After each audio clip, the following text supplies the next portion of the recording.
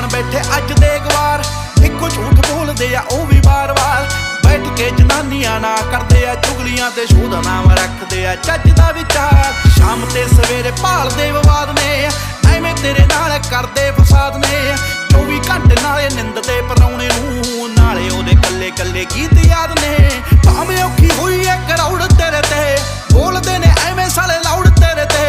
पर एक गल रखी मेरी याद पुत्तरा, आ बापू तेरा बड़ा आ प्राउड तेरे ते। तू दब गया दुनिया ने वहम पालिया, उठ पुत झोटिया ओए मूसे वालिया। जे एवीं रहा गीतां विच सच बोलदा, आउण वाली पीढ़ी एजुकेट मिलूगी। नित कंट्रोवर्सी करेट मिलूगी, धर्मां दे नाम ते डिबेट मिलूगी।